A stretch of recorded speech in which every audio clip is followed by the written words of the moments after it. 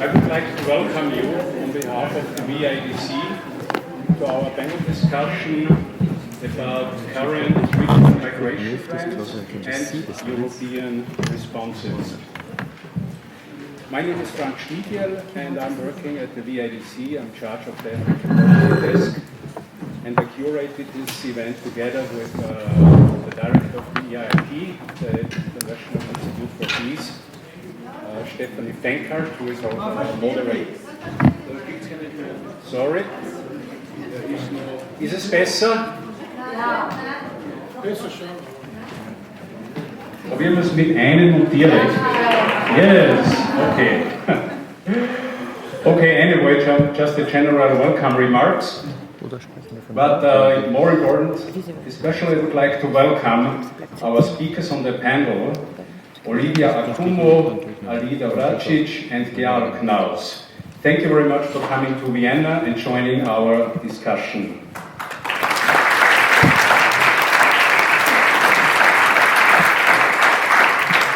Our speakers will be later on properly introduced by our moderator.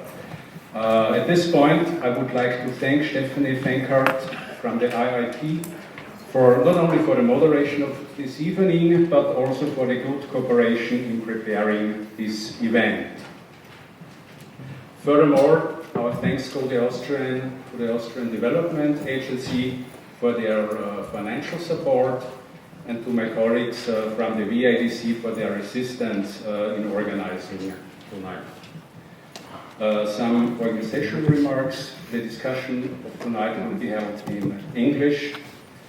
It will last until 9 o'clock, and afterwards you're invited for some small refreshments and you have the chance for some informal talks or networking.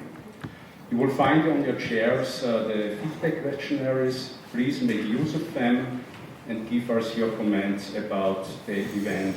Leave them afterwards at the chairs or dispose of them outside on the information desk. Why we have organized this event? I guess most of you know the dramatic reports or pictures from the Greek islands. The inhuman living conditions on the Greek islands, in the camps, but also in Bosnian refugee camps, are not acceptable. The European Treaty of Lisbon states in Article 2, the Union is founded on the values of respect, of human dignity and human rights. And therefore, I would like to ask, who has the responsibility for this violation of the treaty? But tonight we would like to go further. We also look beyond European borders, because dynamics and trends in other regions will or might affect also Europe.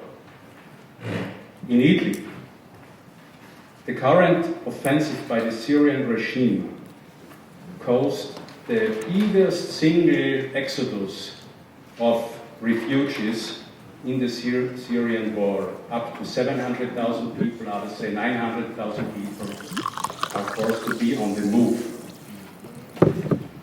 Furthermore, we would like to look to regions which are, let's say, out of our media coverage, like East Africa.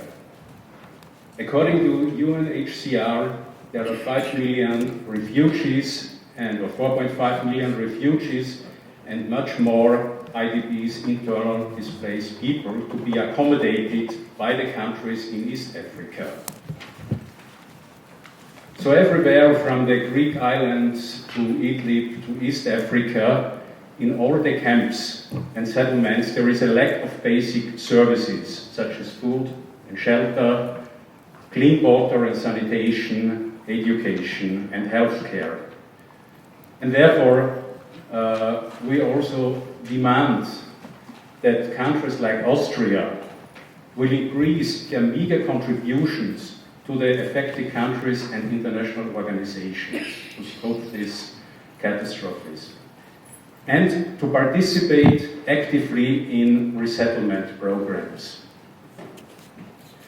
And last but not least, on the policy level, the EU institutions need to enter what I would call a new migration dialogue with these neighboring regions, which respects not only our self-interest, but also the realities and the trends in these countries of origin, countries of transit.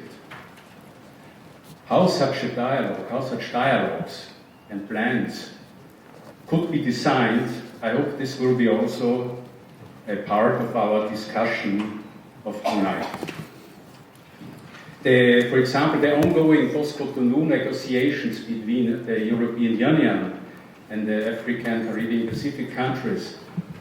Also, the new announced EU-Africa strategy would be possibilities to include such a fair dialogue, boasting both the interest of the countries of origin, transit, and also destination.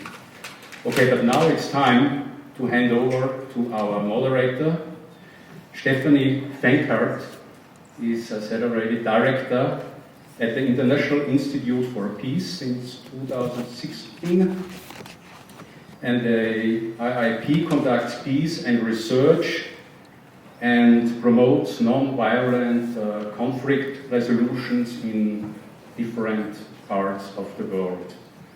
I wish you an interesting and also hopefully inspiring evening. Thank you very much. Thank you, Franz.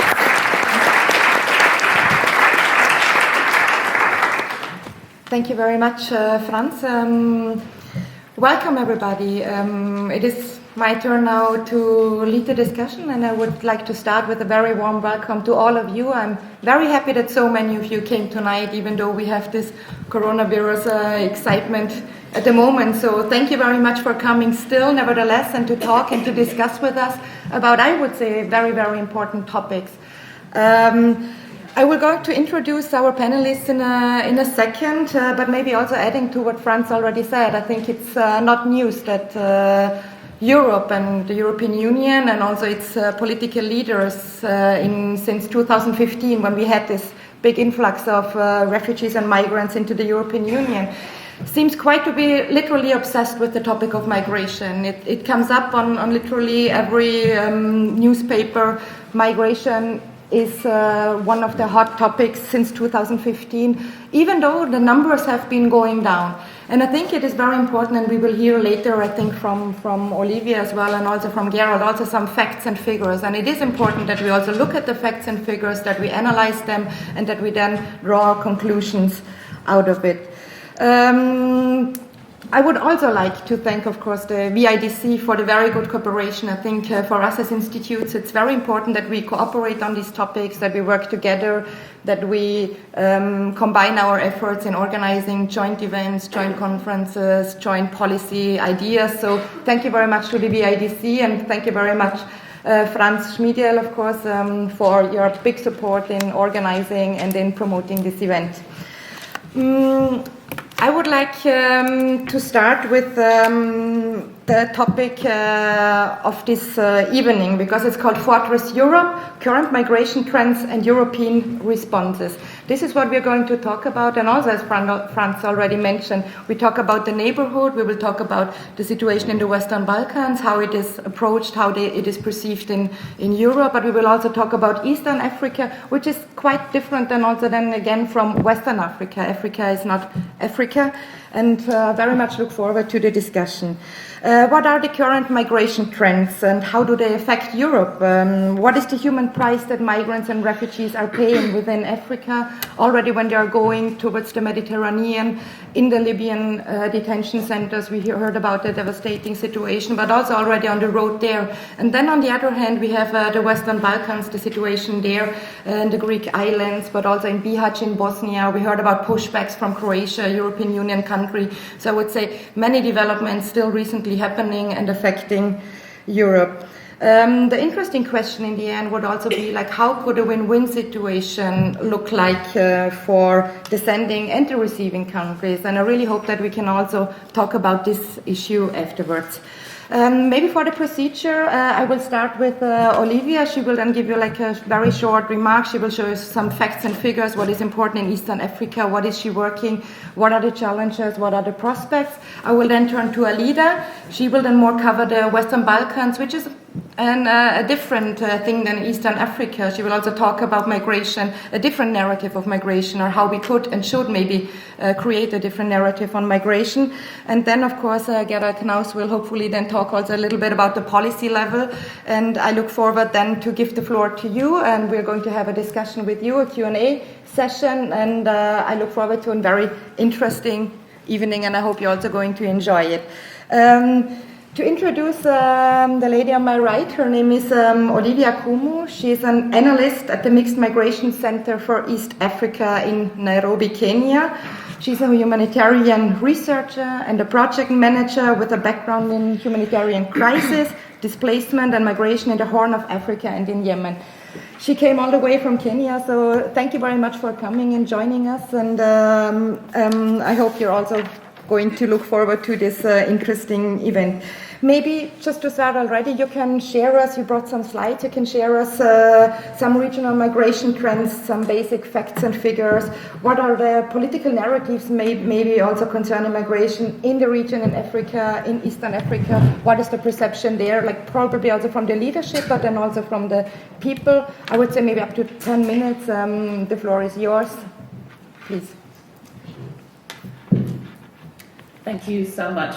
Good evening, everybody. As being presented, my name is Olivia from the Mixed Migration Center, the Eastern Africa Hub. Just by way of introduction, MMC Mixed Migration Center is one of 7 hubs globally that is looking at mixed migration trends, data analysis, research within different regions. So East Africa Hub is one, and the oldest one, actually the genesis of MMC globally.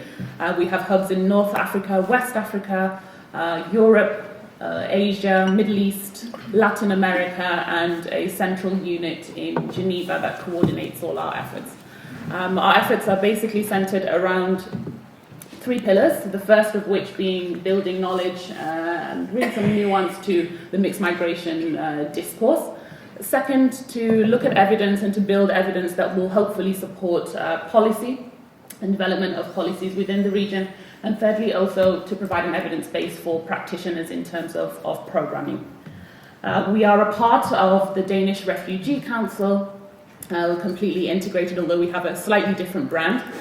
We're not just a service for the DRC, we're a service, we like to put ourselves as a service for the sector in terms of the 3 pillars that I've outlined just now.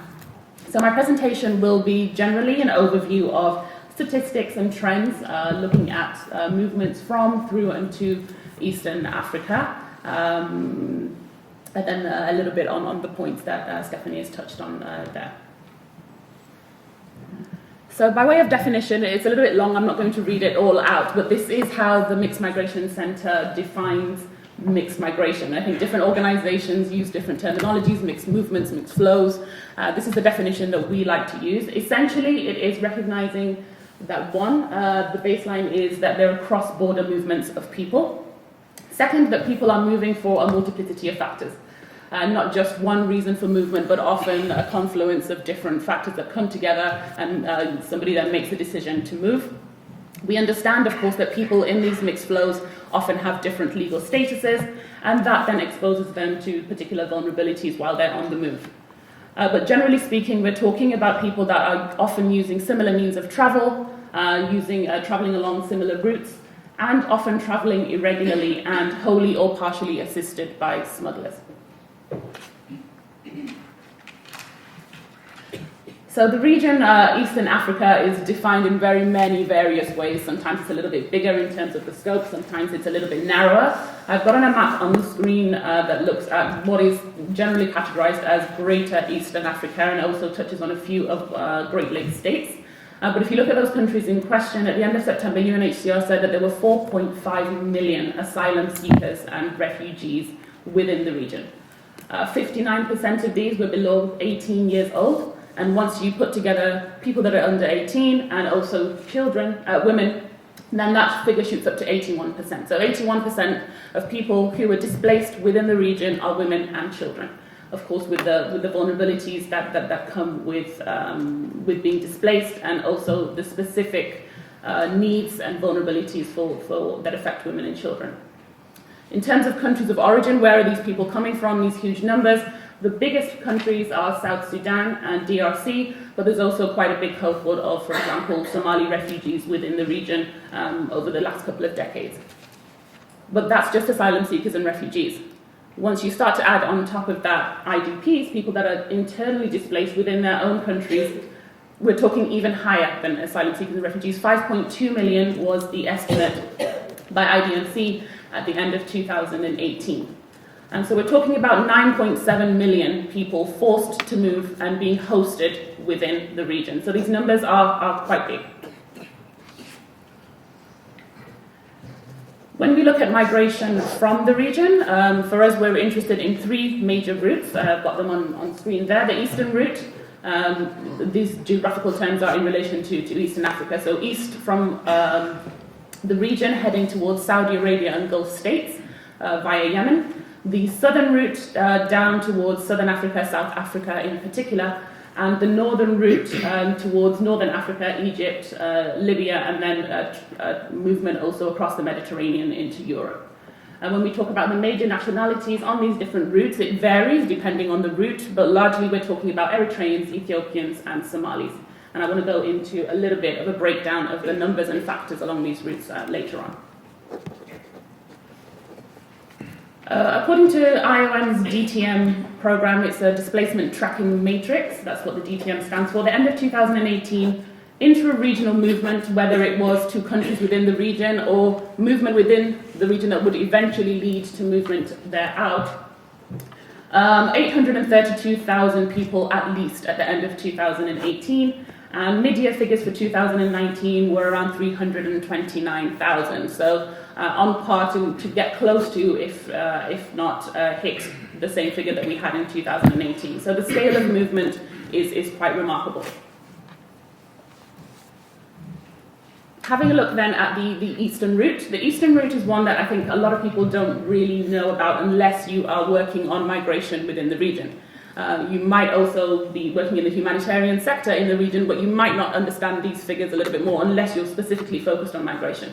The eastern route is very important when we're looking at mixed migration because it actually accounts for the largest movement of migrants from Eastern Africa, leave alone the southern route, leave alone the northern route. It's really the eastern route. So the end of 2019, at least 138,000 people arrived on the shores of Yemen with an intention, most, to travel through Yemen, through the conflict, through the air bombings, through the dire humanitarian situation in Yemen, to head to Saudi Arabia and other Gulf states, typically to look for work and employment in those countries. When you break that down, that's around 11,000 people per month traveling along this route. Largely male, around 70% of arrivals in Yemen on this route are male, and almost exclusively Ethiopians, around 90% Ethiopians and the remaining proportion Somalis. As I said, most people traveling along this route intending to go to Saudi Arabia and other Gulf states, a smaller proportion, around 10 to 12%, intending to stay within Yemen itself. Departure points in the region, and I hope the map is at least somewhat clear.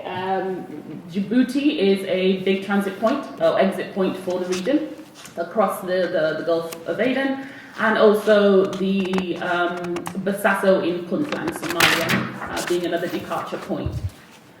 138,000, I think, is a bit of a conservative figure. In fact, when you look at how these numbers are counted, it's basically monitoring points and data collectors and enumerators that are stationed on the Yemeni coast that are kind of counting and trying to put some estimation in terms of the numbers that are arriving on a daily basis.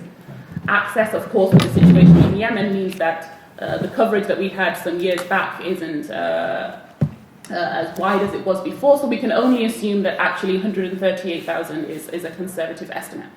And there are some figures floating around saying that actually 1,000 people per day could be crossing from Yemen into Saudi Arabia. So if you look at those two figures, I guess the truth is somewhere in between, but nonetheless the numbers are quite remarkable. The second figure that I've got on there, 340,000, is actually looking at returns from Saudi Arabia back to Ethiopia. So Saudi Arabia periodically has a government policy that they put out to try and crack down on irregular, undocumented migration into the country. And after giving some kind of an amnesty period, it then goes on to deport migrants from the country back to countries of origin. So the figure 340,000 is Ethiopians that were deported between the end of 2017 up until the end of 2019. So there's a bit of a bidirectional flow that's happening there in terms of migrants heading to Saudi Arabia and also coming back. Year on year, these figures seem to rise. This year seems to have taken a slight dip, but we have had figures as high as 160,000 in recent years. And as I say, all of these figures are an at least. The southern route towards South Africa, so that's transiting through Kenya, Tanzania, Mozambique, Zimbabwe, Malawi, and the countries all the way down, mainly to South Africa itself. We tried to put an estimate on this figure in 2017. There isn't much tracking that's happening on this route in terms of being able to count, but we placed it at around 13 to 14,000 people on a conservative side, somewhere a little bit higher maybe to about 16,000 if we're to factor in some variables. Movements along this route actually are predominantly Somali nationals. So around 80% of these arrivals in South Africa are Somalis, and in a small proportion, 20% of Ethiopians. And then the number that I guess is most important for discussions in Europe, the movements on the northern route. I don't have an exact figure on there, and you can see I've put percentages because I just really want us to, rather than focus on the numbers really for the northern route, just to look at the change that has happened over a few years. So at the height of arrivals in Europe, end of 2016, when the numbers were at quote-unquote crisis point, we were talking about 22% of all arrivals in Italy coming from Eastern Africa. And that's Somalia, Eritrea, Ethiopia, and Sudan, but of course predominantly Eritreans.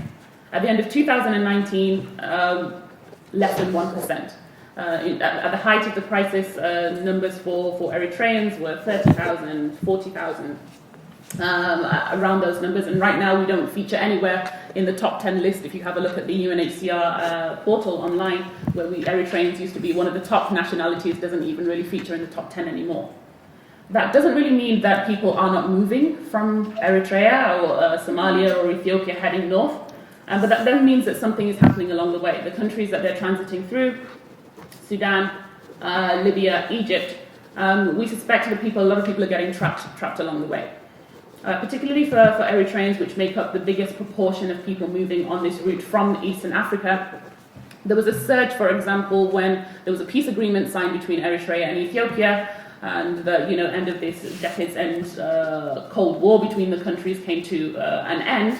There was a surge, and almost 70,000 people moved within 2019. That's about 5,000 people a month from Eritrea moving out of the country into neighboring Ethiopia. Of course, there are some people also moving into Sudan. The numbers aren't understood so well there. But figures have also shown, and research has shown, that a large proportion of Eritreans that head into Ethiopia and neighboring Sudan intend to move on from those countries. So that then means that possibly they're getting trapped in detention centres in Libya. Actually, East Africans disproportionately make up the largest proportion of people being held in detention centres in Libya. More than 90% of those being held in detention facilities are from Eastern Africa, and a large proportion of those are from Eritrea.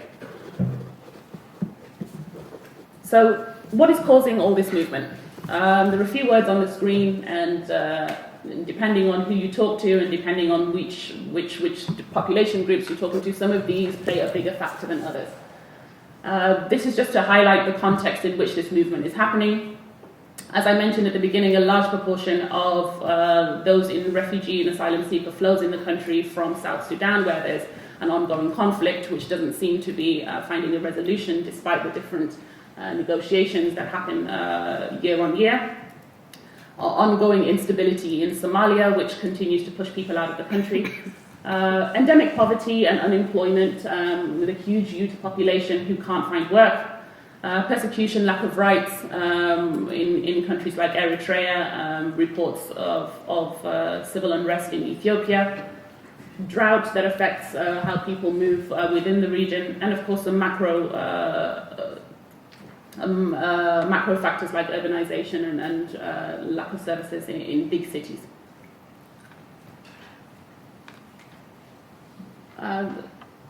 There's some figures coming up on screen right now, which is based on a project that we run across the globe as the MMC network, and one which I manage for East Africa, known as the Forum I project. From that, we're basically interviewing people that are on the move, refugees, migrants, people in moving for economic reasons, etc. So the data that you're seeing is based on interviews with more than 2,500 respondents from 2017 to 2019. And what we see is actually most people will not just give one single reason for moving. Around 70% will give more than one reason. So a very small proportion only have one driving factor. So this is based on an analysis of figures on multiple factors.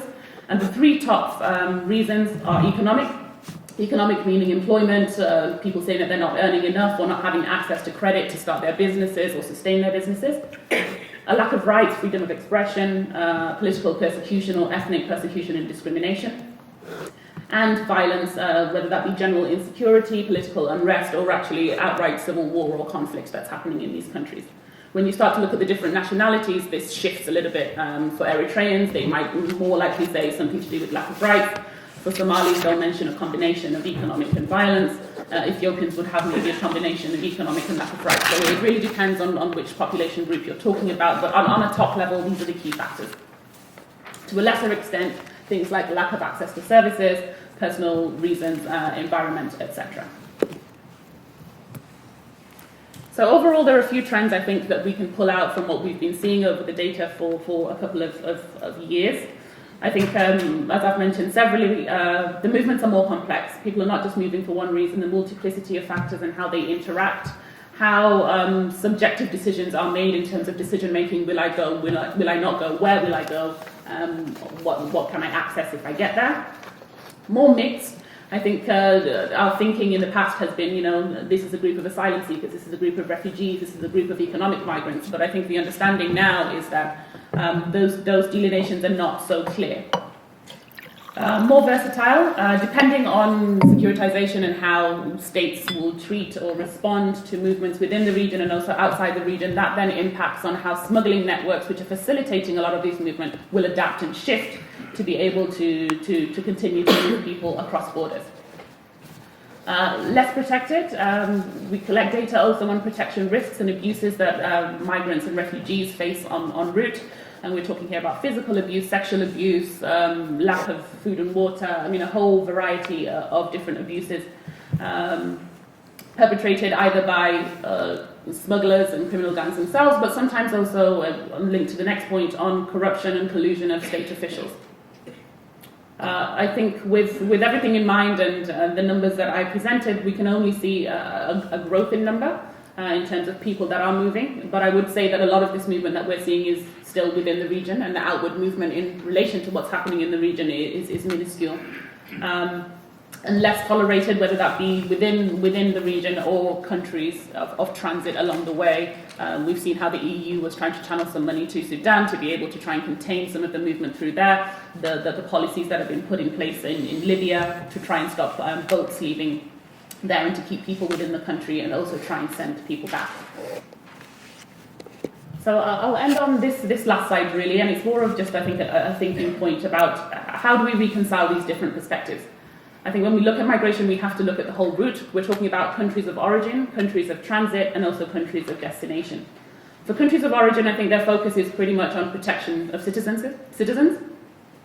They get excited about the fact that there will be remittances and money coming back into the country with a diaspora out there that have a bigger earning capacity. And also, in some way, I think governments might be thinking that, people going abroad is maybe alleviating some pressure that they have on the labour market, which their countries can't respond to. Countries of transit are a little bit of an interesting one.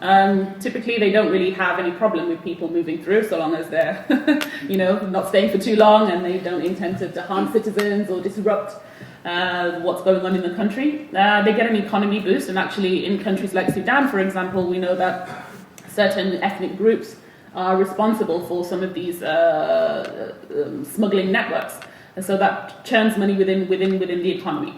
But countries of transit also now have become very interesting for countries of destination, who now are using them to basically externalize their border policies. In countries of destination, I think the view is quite focused in terms of control. It's really just, how do we stop people coming? How do we reduce the numbers? How do we manage this? But I put the last question up there, really, what's the role of all of these countries in terms of protection?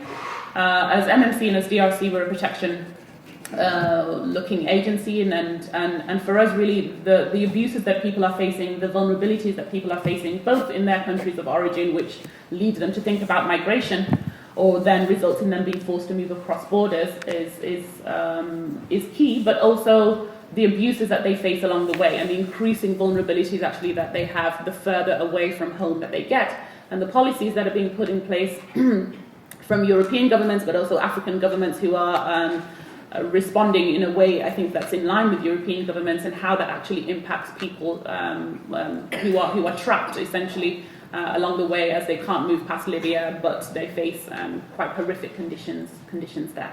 So I think I'll put a stop to it there, and then of course we can discuss a little bit more thereafter. Thank you very much, Olivia. We can then still follow up afterwards, and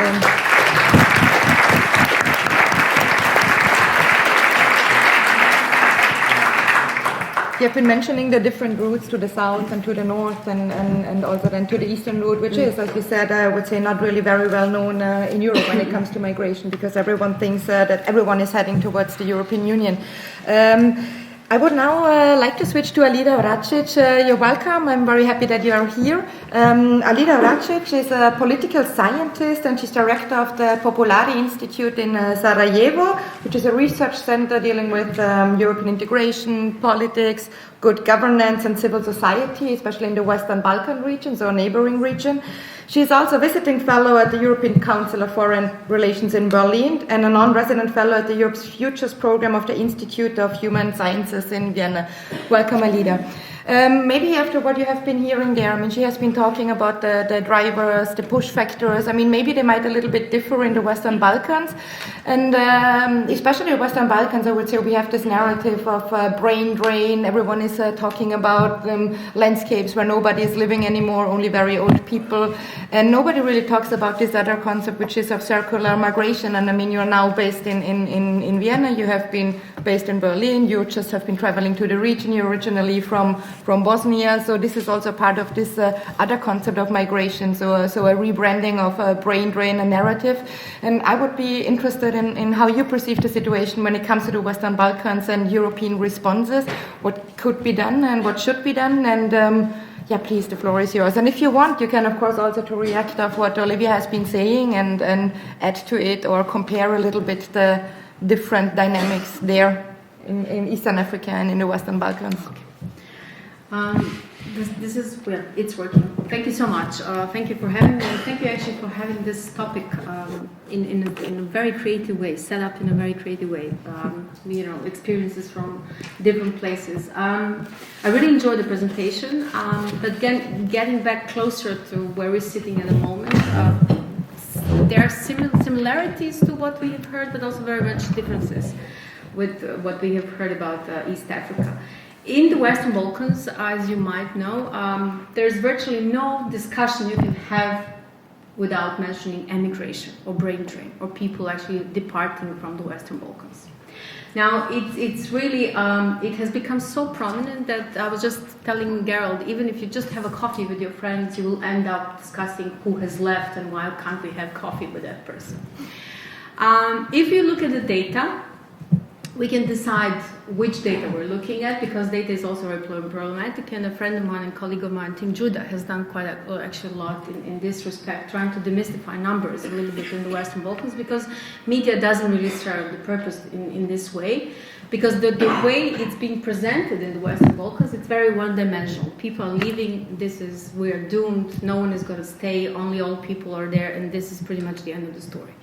If you look at the numbers, they vary between local statistics that you can get at different ministries that only report the registered people, and the registered people would be those that actually have decided to take another passport or actually really leave for good, and they have an incentive actually to deregister themselves. The deregistration process is also interesting because you have to pay for it, so people don't actually do it.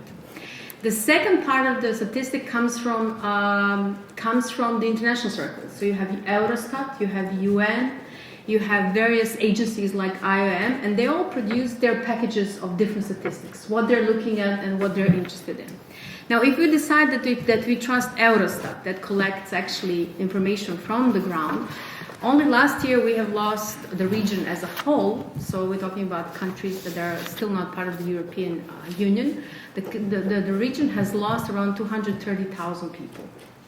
Now, given that countries are relatively small, this is actually quite an important number. The number also becomes important if you go into the reasons why these people are leaving, because the normal conventional wisdom would be, as you have also said in East Africa, poverty, no employment, simply limited opportunities. In the Western Balkans, it has changed over time. In the last couple of years, it has become more about really pessimism.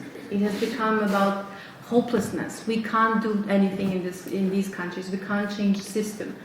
It's networks of political elites and networks around them are simply so strong that they can't be changed, and this is why we have decided to leave. Corruption really rates quite high.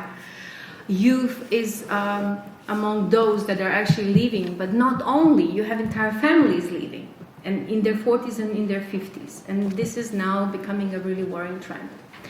Also, you can divide the story into people that are young and talented and want to leave and get some experiences abroad, but you can also look at it from another point of view where you have immediate damages actually in the region or on the sector. And here I'm talking about medical workers. I'm talking about doctors and nurses and technicians and masseuse and everything and anything that is related to the health industry. Their incentives are really, really quite simple. They want a professional environment. They want better paid jobs. In Germany, they can get a junior position pays like 2,000 euros. And in Pristina, you will get around 600 euros if you're a doctor and 400 if you're a nurse. So they have very, very clear line of chain of thoughts where they sort of heading to. Now, what the Western Balkans governments are doing about this? I think this is really interesting because they're not doing much actually at the moment, with an exception of maybe Serbia that has started sort of mapping a little bit what is going on by setting up an agency for circular migration. I couldn't really find evidence in the region that policymakers are thinking much about this problem. They know it, everyone knows it, everyone sees it, but it's not yet, it didn't enter the policy level that one would expect. It just doesn't really come up in 5 top priorities in these countries. I think this is quite important because you want to use some of that talents and skills that you have. Diaspora in the Western Balkans, conservative assessment is that we have around 6 million people abroad. Now, 6 million people is an army. Amazing people that could possibly benefit the region one way or the other. And here I'm not talking about returning necessarily, I'm talking about being in this part of circular migration that we keep on bringing up, and I think it's really important to have a possibility to go back and forth. If you're thinking about European level, you have around 80 million people living outside of their countries in the European Union. If you put them all together, it would be the largest country of the European Union. So why limiting ourselves thinking, okay, once you're gone, that's it, you're gone for good. Less and less immigration is actually permanent. I think this is an important entry point to start even thinking about it. Now, for that to happen, you would have to really think about mechanisms, how one does that. Because if you have Germany, that currently is really benefiting quite a lot from the fact that Western Balkan countries are experiencing this kind of lack of optimism, if you will, and that everyone wants to leave, they gain quite a bit. I mean, if you just think about it very specifically about doctors, there is an estimate that a doctor, to educate one doctor in the Western Balkan, costs around 150,000 euros. If you lose annually 300 doctors, highly qualified ones, that comes up to what, like 50 million. Which country in the region is so rich that it can afford to lose 50 million a year? And what you get in the end is actually already made sort of free product. You get a doctor, you get them through different language courses, and you get a specialist. This is what is happening at the moment. Now, to have that sort of possibility for doctors to get into more professional environment, to get laboratories, to get, special sort of a special education that they would need to progress and excel at their work, is one thing, but how to return some of that benefit in the region would be a challenge. I think this is a policy challenge. This portability of benefits needs to happen between the region and the countries that are wealthy and powerful in this respect. There are lots of ways how can one go about it, and some creative and maybe less creative, and we don't have to go maybe that far. When it comes to diaspora, we can learn a lot from Ireland. Ireland is an interesting country, and I've done some research there. It has less than 4 million people on the island, but 70 million strong diaspora, 7-0. And depending how you count, and you will have disagreements among Irish how they count diaspora, but it's really, really, really large. So what they've done already in the 60s is that they've coined and rebranded entirely this concept of diaspora. It's not emigrants. It's not diaspora. It's actually Irish abroad. And this Irish abroad changed also very much the way they started thinking about it. And they started connecting with their diaspora. They started mapping it out. They started, connecting with these people at university level already. If they know that they're going to leave, and they will eventually leave, okay, but tell us about your interests. Tell us about your networks. Tell us about your intentions. Where do you want to go? Irish typically go to England or Australia or some other places. But once there is a possibility back home, maybe you can come back. And then it did. But not only, that way also Ireland attracted Romanians, Bulgarians. In the last 5 years, 20,000 Croatians ended up in Dublin, constituting one of the really powerful actually diasporas at the moment. Since 2013, when Croatia entered the European Union, 200,000 people left Croatia. So there is another sort of a level that we have to dispel, which is once we get into the European Union, everything is fixed, no one wants to leave anymore because we will enjoy all the benefits and everyone wants to stay home. Not so much. We have seen it in other countries, in Romania, in Bulgaria, in Croatia. That used to be, that we were hoping that it's going to be another role model for the Western Balkans. So there is a quite complex situation at play in the region. There are some really good and positive sort of ways to look at this level and this trend of immigration, because you really have people, getting to the frontiers where things are happening. If you're sitting in Bosnia and you're dreaming about Google, you want to be somewhere next to Google. You want to learn something about new technologies and artificial intelligence and God knows what. But there are also downsides because we hardly use any of that talent and skills. In the countries of the Western Balkans, nobody speaks about diaspora direct investments. We all keep on talking about foreign direct investments. I think this is also an interesting point. Why don't we talk about something that actually comes along with the know-how that stays in the region? Diaspora is not only people that could help us. Diaspora is also people that are in need. And this is what Irish really did well. When they started mapping it out, they also reach out to those that are in need. Maybe they're not doing that well in Australia or America or elsewhere, but maybe some of them do. There was a great story about Chuck Feeney, a philanthropist from US who is originally from Ireland, who basically coerced the Irish government into setting up one of the best research institutes in that part of the world. And the way he did it is that he offered a bunch of money, but only if they match it. And because it was done in the public eye, because it was done at the time when Ireland was really facing lots of crises in the sense of immigration and people leaving, especially young people leaving, they couldn't say no. So they said yes, and they have set up this institute. That's also one way to think about your diaspora, philanthropy. And all these things are possible entry points for us to change the narrative of this depressing story. Everyone is leaving their buses. Like every time you turn on TV, you will see a picture in the news of buses basically leaving nowhere. never to come back. Other way of thinking about it is to think about, and I think Gerald will touch upon that and we can discuss it later on, immigration. As we sit here and as we speak here, there are thousands of people stranded anywhere between Croatia and Bosnia and Serbia.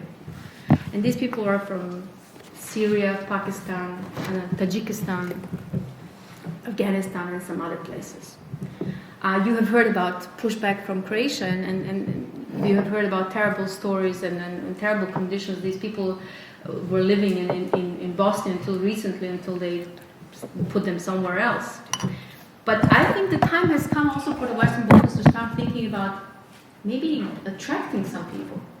Recent data, again from Eurostat, says that there were like in 2018 and 19 around 10,000 asylum applications in the Western Balkans. In reality, not many of them want to actually stay. We know that. Let's not fool ourselves. But those who would stay wouldn't have a possibility to do so. And in this way, one again has to be super creative in a policy way to start thinking about countries that have adopted some models where you can integrate people into your labor market. If you're losing people evidently, and there are other people passing through, why don't you sort of match the two in a way? Maybe not giving them citizenship rights or, I don't know, voting rights, but certainly trying to keep some of them, to keep young families and try to integrate them into your society. That hasn't even begun. Like, there is no debate about it whatsoever. At the moment, it's pretty hostile, actually, from what I know in Bosnia, but it's not much different from Croatia and some other places. So immigration is a problem. I don't want to understate it, but there are lots of things we haven't even thought about. How to change the narrative and how to enter this debate in a somewhat different, more constructive way, but also think about mechanisms such as circular migration or an immigration in itself.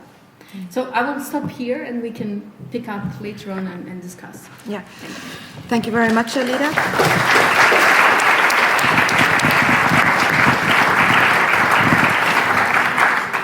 I think it's very important also to look at migration from this point of view, that this also means emigration from a country, and also like what the leaders are saying there. And it's quite remarkable that the governments are not really picking that up. And I think this is also a little bit also true for many African countries, that the governments themselves are not really focusing so much on why are our own people leaving. I mean, you should think about this as a leader. So then also the question of leadership could be coming up in this context. But maybe we can talk in a second round a little bit about that. Now, last but not least, I would like to introduce, for those of you who don't know him, Gerald Knaus. He's the founder and chairman of the European Stability Initiative, which is a think tank with offices in Berlin, Brussels, and Istanbul, I think. And he has been working extensively on the policy level and especially also on migration. And many of you can probably remember the so-called Merkel plan, which then a little bit different turned out to be the European Union Turkey statement, which came into force, I think, in 2016 it was. But you also have been recently working on a Gambia plan. And my question to you would be, what, on a policy level for Europe, how could this kind of lose-lose situation become a win-win situation for the sending and for the receiving countries?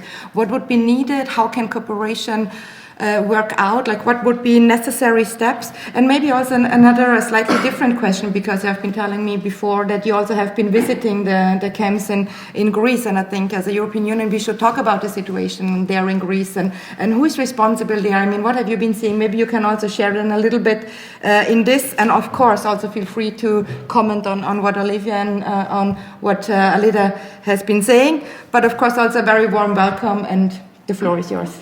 Thank you. Well, first of all, thanks a lot for this opportunity, for the invitation, for your interest. If there are Irish abroad and also Austrians abroad, and I'm one of them, and I'm always happy to have an opportunity to come back home to talk about an issue that I know is discussed intensively across Europe. I'd very much like to pick up the insistence on facts that Olivia has made in her presentation, how important it is to have a sense of the dimension of the problems, and also this idea of diaspora in need, the fact that when people migrate somewhere, this doesn't actually end the debate what to do, but very often a new debate begins. So trends, facts and responses, I would like to focus, as I've been asked to, also on ideas of what could be done in terms of policy and a few very concrete things that my colleagues and I are currently working on. Just yesterday I was walking around Berlin with an advisor of the president of the Gambia, a West African country. We were actually meeting some of the Gambian diaspora in one of the famous or infamous parks of Berlin where they were stranded selling drugs.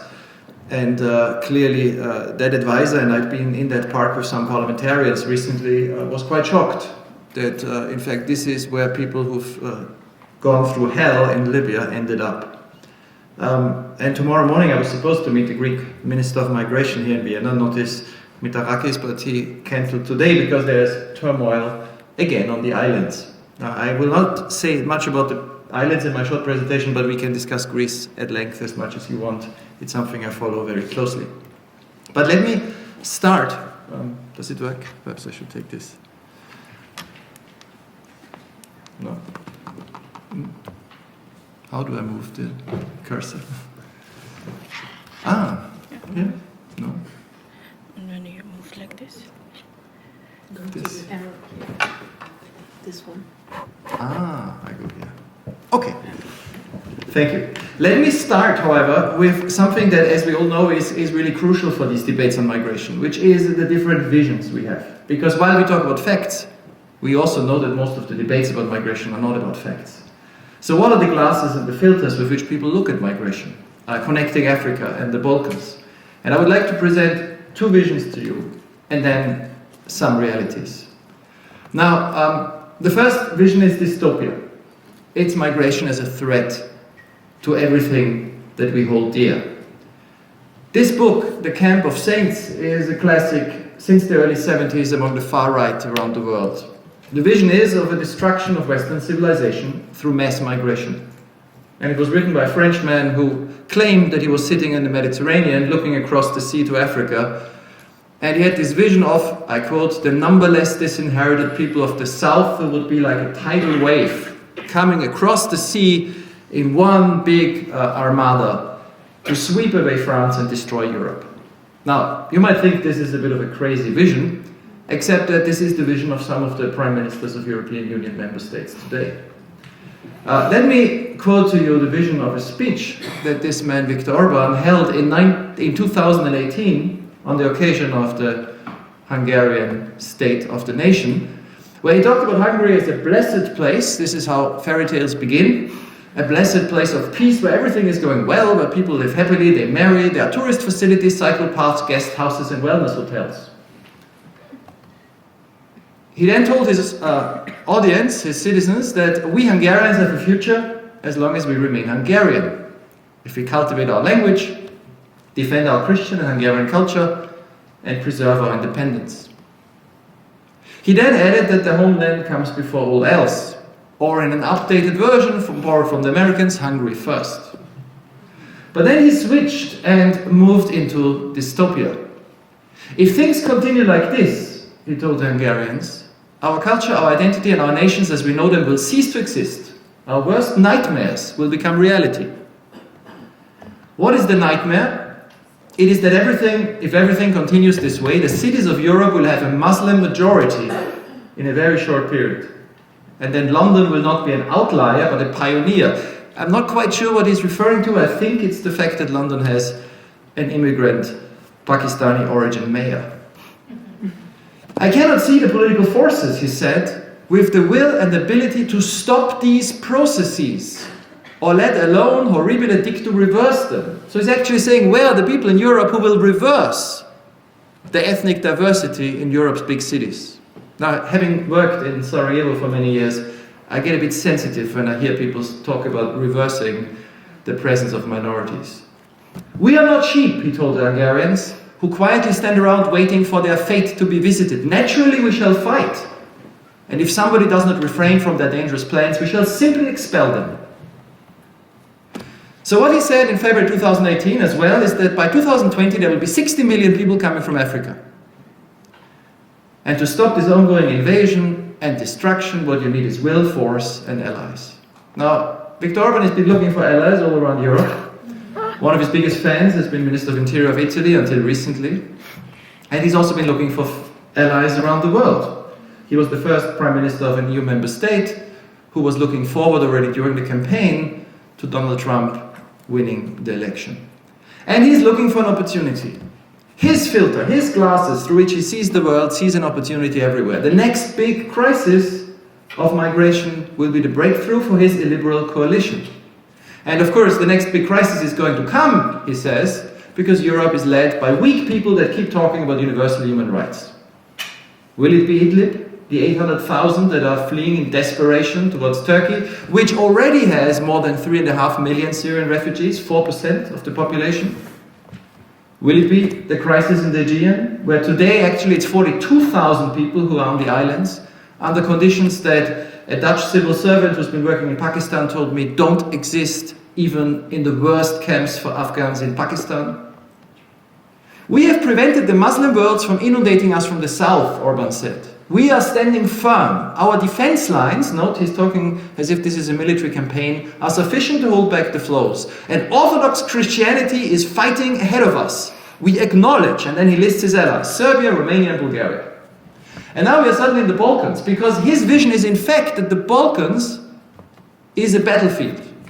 What we see at the Bosnian and Croatian border today, he wants to see everywhere in the Balkans. Hard borders, pushing people back, sending EU border guards to the Balkan countries, trying to harden these borders and trapping anybody who manages to come to Greece somewhere in these Western Balkan states, where then, well, what happens to them? Somehow they should disappear. So this is one vision. Now, let me move to the opposite vision. There's a very nice book I recently came across by an American economist, Open Borders, which actually, amazingly, makes a pretty good case for a radical idea, which is to get rid of all borders. Now you will think, how can that be serious? Obviously, it isn't. But it is still very, very interesting to think this through. Because what this man says, Brian Kaplan, is that if we would open all borders, we could eliminate poverty worldwide very quickly. And he's giving all sorts of mathematical models. But the more interesting thing is what he says about the consequences of having hard borders, stopping all forms of legal migration. He calls it global apartheid, the biggest discrimination in the world today, where so much depends on where you are born. Now, between the vision of borders which nobody crosses and which are defense lines armed by arms and a vision of borders disappearing, what's the reality? Where are we today? Well, the reality is that borders exist even between the most friendly democracies. Canada and the US, as you see here. They still have borders. They can't protect them very well because they're pretty long, but they haven't abolished them. In the European Union, it actually took 45 years between the great speech of Robert Schuman and the first meeting in Schengen between a few officials from transport ministries to set up the idea of a borderless Europe among 5 nations. And it took another 10 years to actually implement it. So even in the EU, which has gone the furthest in the world to actually make borders completely invisible, it has taken 55 years. The reality check for legal mobility today, I just checked visas, because in the end, if you want to leave legally, everybody from Africa needs a visa. There is not one country in Africa that can travel visa-free to Europe. 22 million people received a visa in 2017 to the Schengen countries, but 1.6 million was just 3 countries in the north, Algeria, Morocco and Tunisia. The rest of Africa, all countries except these 3, received only 600,000 visas all year. The reality check, here the interesting thing is for Nigeria, the country of 200 million people, the biggest population in West Africa, is that the number of visas issued has gone down. In 2018, only 40,000 Nigerians received a visa of any kind, tourist or residents. At the same time, irregular migration, these are the numbers of people coming by boat, has been consistently low, with the exception of 3.5 exceptional years between 2014 and 2017, the years we remember when a lot of people crossed from Libya. But every year before, for decades, and of course the last 2 years, the number of people who've crossed from Africa to Italy irregularly has been around 25,000, which is incredibly low for transcontinental migration. And this has been true for decades. If you look at the numbers for Spain, the average has been 15,000 a year. And Spain has enclaves in North Africa. So last year, 40,000 people crossed from all of Africa to the European Union irregularly. 40,000. That is incredibly low, but in fact that is the average figure for the last few decades. 115,000 was the total number of arrivals in the Mediterranean in 2018, but that includes, of course, Greece as well, and the number in Spain has halved since. The reality check is that irregular migration last year has largely come to a halt.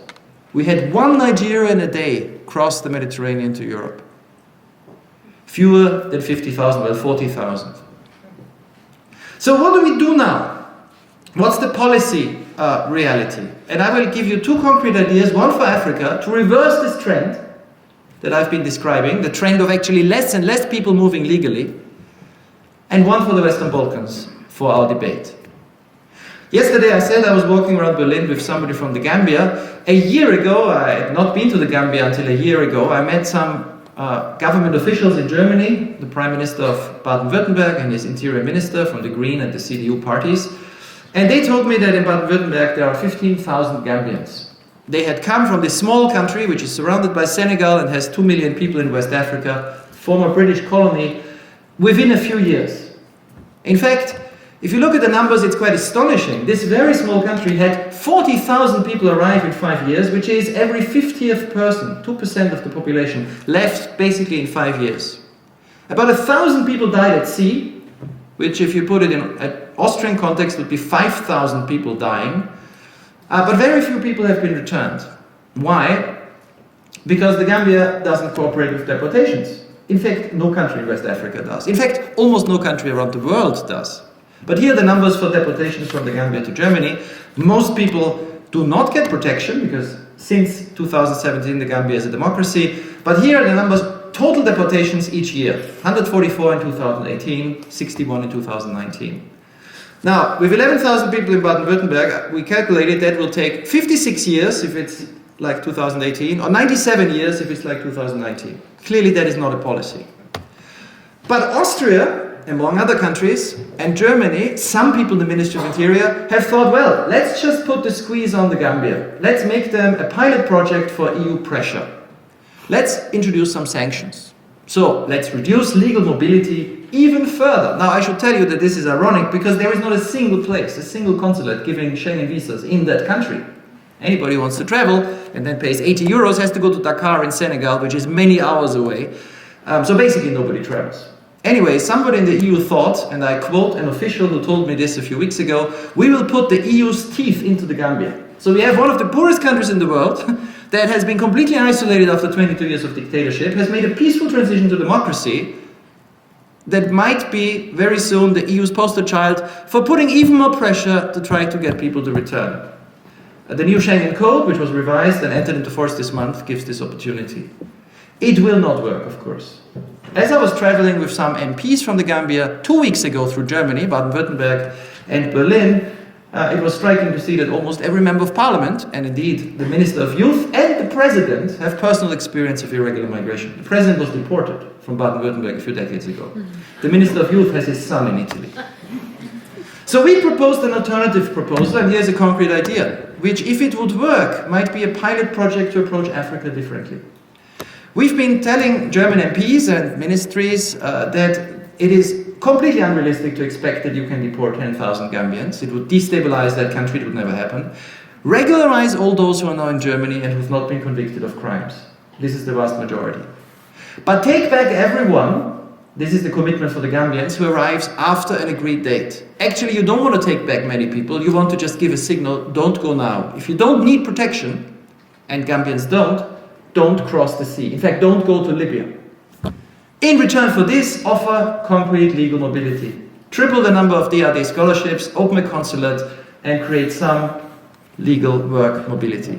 Now, this plan we've discussed here 2 weeks ago. This is in Stuttgart with the Gambian diaspora. These are MPs and Gambians who've already made it to Germany, and they support it very much. There are discussions at the moment in the Gambian Office of the President. We traveled to Stuttgart, where most of the Gambians are. We met the government, the Minister of Interior, and most importantly, we met the directly elected MPs. This man is from the CDU. He's a former policeman, Federal German Police. He's in the Internal Affairs Committee of the Bundestag.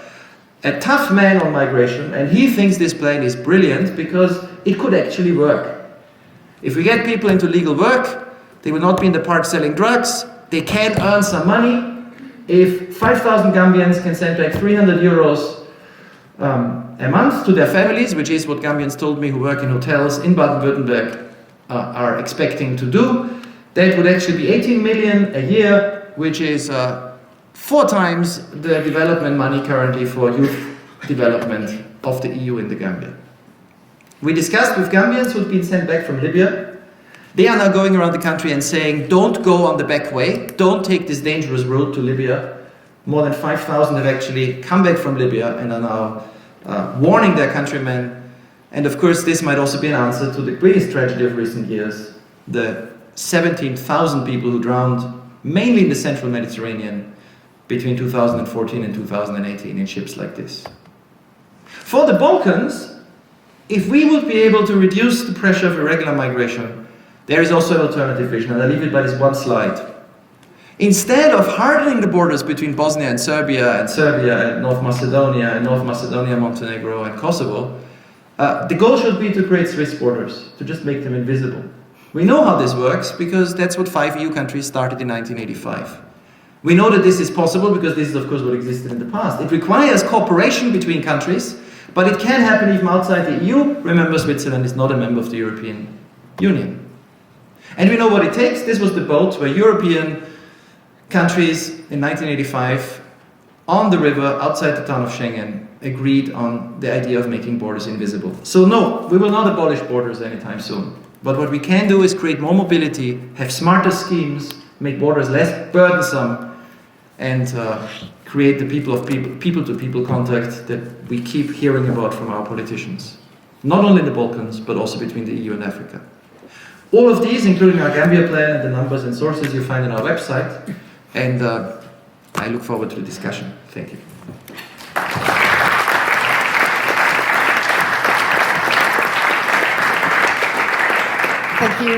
Thank you very much for this reality check. So the reality lies probably between the dystopia and the utopia, and there are actually possibilities of cooperation, and there could be a better understanding and cooperation within the European Union and African countries, or also Western African countries. Before I go into the discussion, I would very shortly also like to give you the floor if you would like to react to what Gerald has been saying, or also what Alida has been saying, because they raised some different topics, and maybe you would like to react very shortly on some of the ideas. Yes, I think I'll pick up on 2 points. There was a point made about less migration is permanent. I think we see from the data that we collect on people from the move from East Africa that actually their intentions are not to go to a place largely permanently. People have an objective in mind, a certain amount that they want to send back to their families back home, a project that they want to invest in.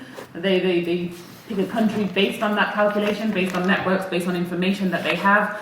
They go to that country for a couple of years and then they come back home. So for the large majority of people actually moving on these, routes further out of the region or even within the region for economic reasons, I think I agree that a lot of this movement is circular and is just to hit a certain objective and then people go back home. Thank you for the reality check. I think it's very important, and in discourse we're typically presented with these extremes, and you're forced to kind of choose between the dystopia or the utopia, but the truth is always somewhere in between, and actually responding to the situation on ground, I think, just needs a little bit of sobering. There's a little bit of truth in the extreme on the dystopia, there's a little bit of truth in the extreme on the utopia. The three-pronged approach I think you presented there was quite interesting in terms of, one, regularizing people that are already there, because the fact is they can't be sent back home, so let's do something about that and at least fix the situation.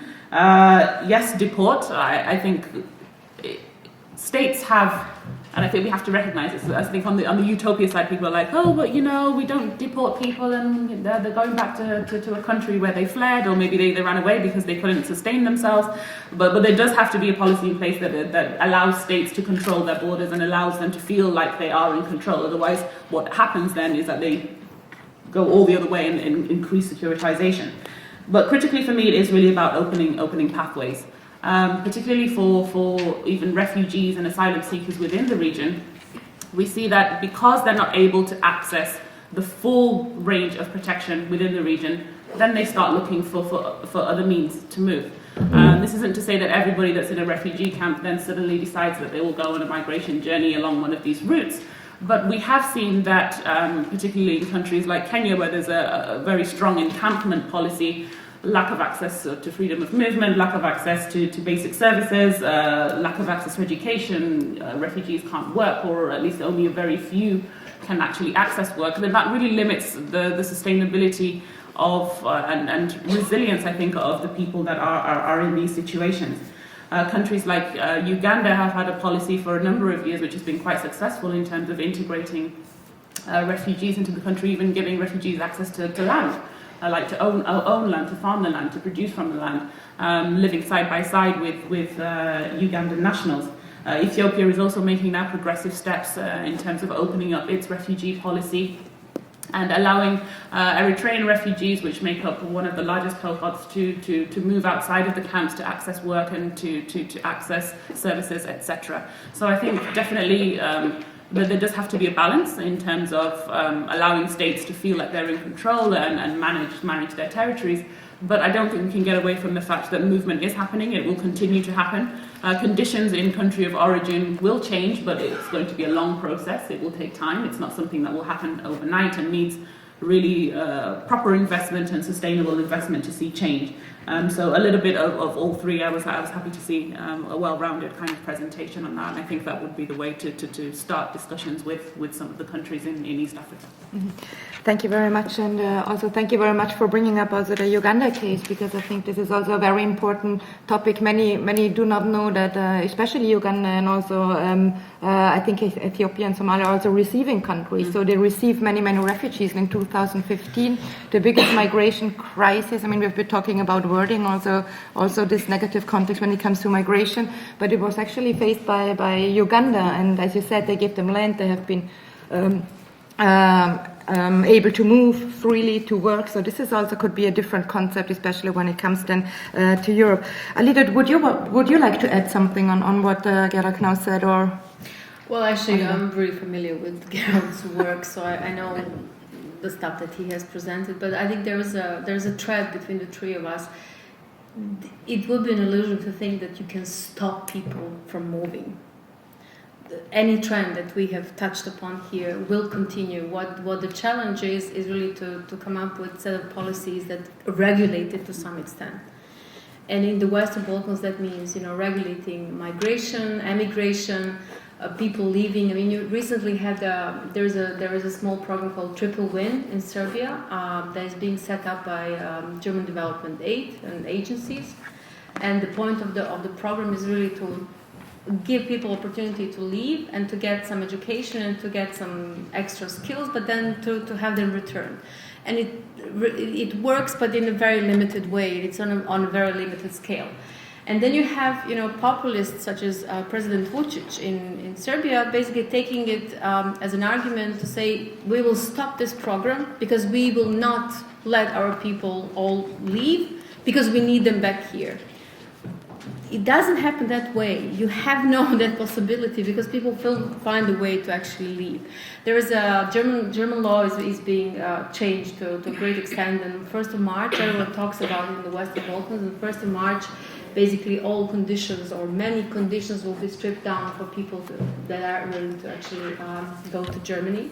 That means that you can also spend some time without work in Germany and look for a job, because there is a great need for extra people. And I think Germany also learned it in a hard way because it wasn't as open in the enlargement phases when Romania and Bulgaria were actually becoming full-fledged members of the European Union, and it didn't benefit from it because only a certain number of people came to Germany. But now with this new law, that's going to relax to a great extent. That law in itself will have more impact on the Western Balkans than any local legislation in place. So we have to think it also that way. And this is why I'm suggesting that we have to start thinking about policies and testing different policies and simply not stating, you know, this is not going to work and we will stop it. It didn't prove to work anywhere really. Thank you. And one last question, because I was mentioning it before to Gerald Knaus, about maybe you can share with us a little bit about what is going on in the camps in Greece, and what do you see, what could be done, and who is actually responsible? I mean, what are the main challenges and how could they be overcome? What is your impression? Well, what we see in Greece now is likely could easily become the biggest crisis in the EU again in 2020, because it's clearly completely unsustainable. We have 42,000 people on these islands, despite the fact that Syrians don't really cross in any significant numbers. 99.5% of Syrians in Turkey last year stayed in Turkey. Why do they stay in Turkey? Because the European Union has mobilized 6 billion euros. And if you go to some of the Istanbul districts, I mean, district sounds quaint, they have 1 million people. You see the huge numbers of Syrians in clinics, you see 680,000 Syrian children in school. So what we have at the moment is actually a situation where the Syrians don't actually move in any large numbers to Greece. I mean, last year, I think 16,000 of 3.6 million crossed to Europe. But despite that, with 60,000 people crossing last year, for Greece, if you add a few 15,000 across the land border, it is approaching the numbers that Austria and Germany experienced in 2015.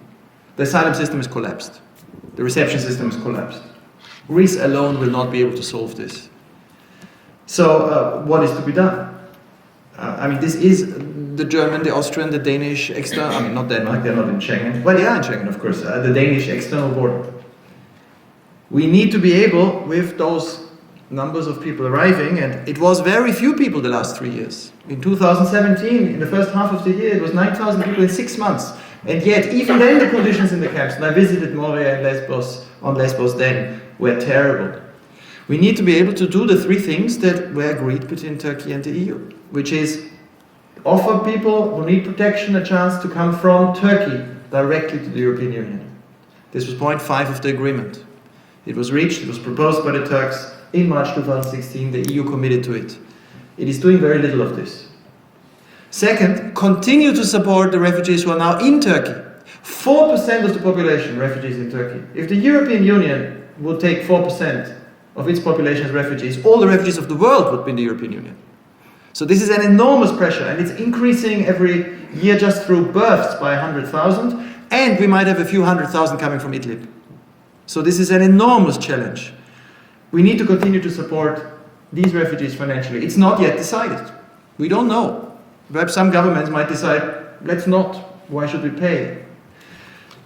And of course on the Greek islands, have the ability, those 40,000 people are not on the islands. I mean, it's clear, and I tell the Greeks, and we've wrote a paper on this recently, I tell Greek officials, it is clear you will not be able to process them. You will have to move them off the islands. But if you just move them off the islands now and do nothing else, you'll have 40,000 come to the islands in the next 2 months. So what you need is you need to move people off the islands to the mainland under decent conditions, but you need to then be able to process applications quickly. To be able to decide to send those Syrians who come, who are 90% safe in Turkey, back to Turkey, where there are 3 million of them. And to be able to decide that those who do not need protection in Europe, which is 50% of the others, if you look at the statistics, are not getting into boats coming to Greece. And in return, Europe should offer Greece to keep restoring relocation, because you cannot have a country where at the moment almost 100,000 people are in the asylum procedure waiting for it to be processed, and people keep arriving. Greece will not be able to sustain this. If we don't do this, and at the moment I'm worried that the European Union will not do much, and member states will not do much, we will have the collapse of the system in Greece. We might have, as spring comes again, 10,000 or 15,000 a month arrive on the islands. We'll have massive crisis in the Balkans, as these people, of course, will keep leaving Greece, and Greece has zero incentive to try to stop them on the mainland. And the scenes that we see on the Croatian-Bosnian border will look very mild compared to what we might expect. And then we will have Viktor Orban triumphant, saying, I always knew it, the only way we can sort out this problem is to be more brutal. Send soldiers, not border guards. That's what he keeps saying. He doesn't like Frontex. He says we don't need Frontex, we need soldiers. Build fences that people can't cross. Build fences across the Balkans. And if moderate politicians, or those who care about the right of refugees, don't have proposals that they can prove, that they can implement, in the end, the Salvinis and Orbans will win the argument. And that might be the end of the Refugee Convention. If we return in Europe, at a time when we have Trump in the US, Modi in India, Bolsonaro in Brazil, Putin in Russia, if we in Europe too turn away from the idea of the Refugee Convention that was signed in 1951 in Geneva, nothing is left. Then we'll have, of course, refugees still, but if Europe says we don't have any obligation, we can send them back without checking whether they need protection, who else are we going to preach that this is important? So a lot depends on this, and 2020 will be a decisive year. Thank you very much for this not so positive outlook. So we hope we can still do something about it and really convince the people, not only winning the argument, but also convincing them that we can actually do something. I would say now we can go into the discussion. So who, if you have a question, please raise your hand, and please also indicate to whom you are posing the question. If it's a specific one, we have one question over there, and then one there in the middle, and there in the back. And then we take a fourth one here, and then we can have a second round. Hi, good evening. Can you hear me? Yeah. Great, thank you. My name is Alida Vračić. I'm actually one of these Bosnian drainers who left 10 years ago. I spent 5 years in London and now 5 years in Vienna. And actually the question goes to Gerald. So I was wondering if you could maybe explain and elaborate a little bit more on this proposal for no borders. Oh, Swiss. Sorry, no borders in the region, I guess. Because I think what is not necessarily so immediately obvious to me, and that's why I would love if you could elaborate a little bit on this. When I look at the countries like Bosnia, Serbia, Croatia, and so on, people are really trying to leave and go into the EU. So I just wonder, what would we be solving by opening the borders within the region, and maybe you could quantify that impact a little bit? Thank you. Thank you. There in the back, yeah. Yeah.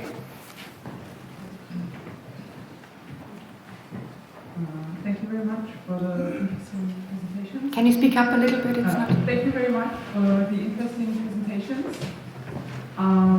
My question goes to Gerald Knaus, and I'd like to know, because you said it is very important that the EU countries stick to the international convention. What role do claims for international protection play in the Gambia plan?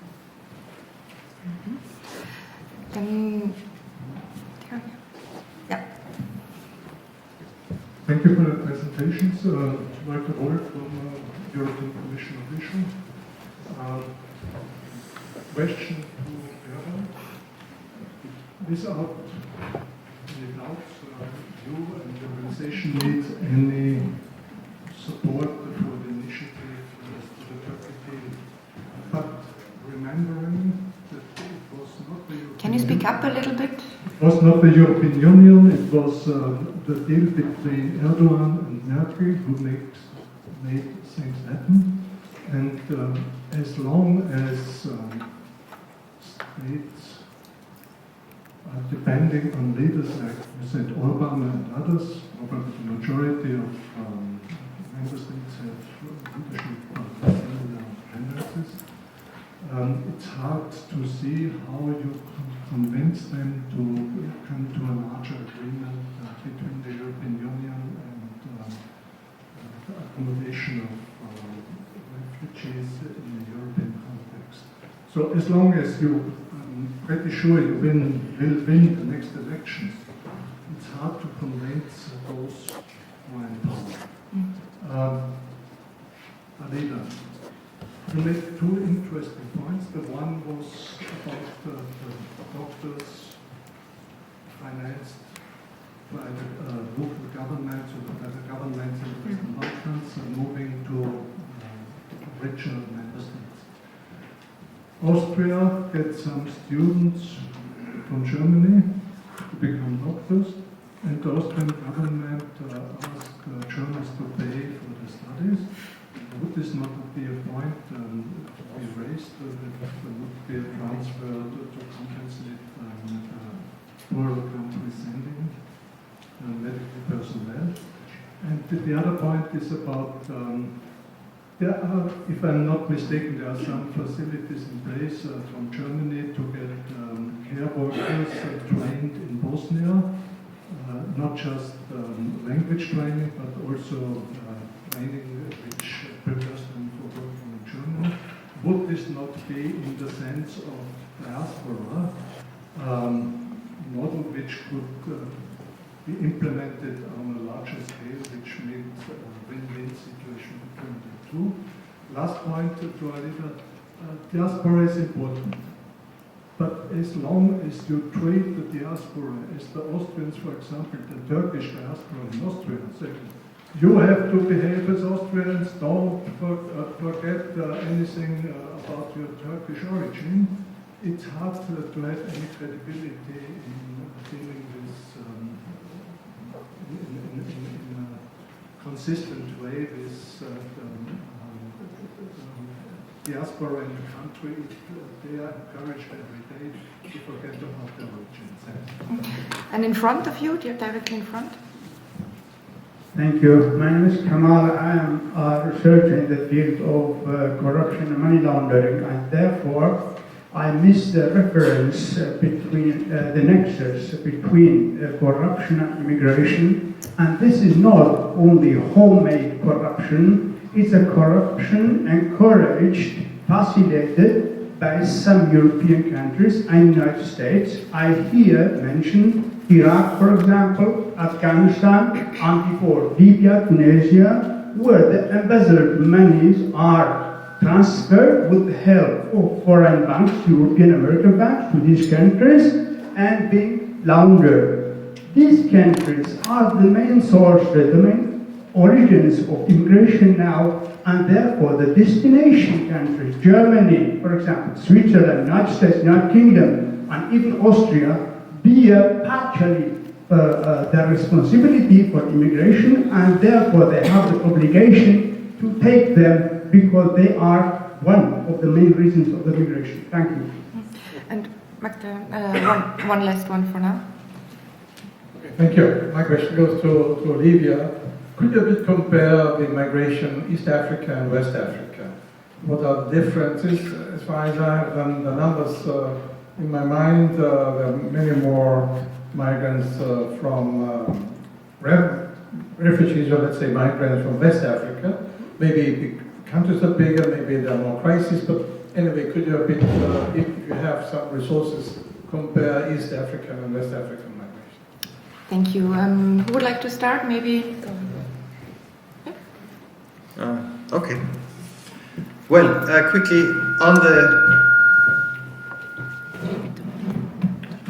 quickly on our proposal for Swiss borders. What do we mean by Swiss borders? I've just recently been in Basel.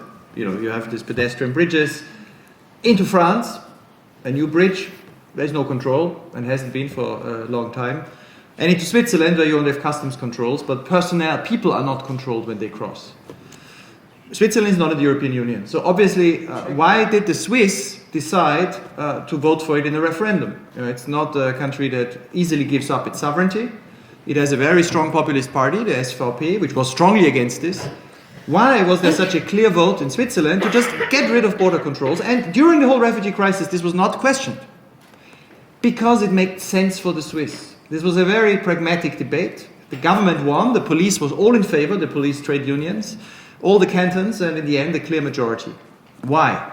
Because when you have controls, you can anyways, as the Swiss pointed out, control only a very small part of the cars so people cross. 2% used to be controlled when Switzerland was not part of Schengen.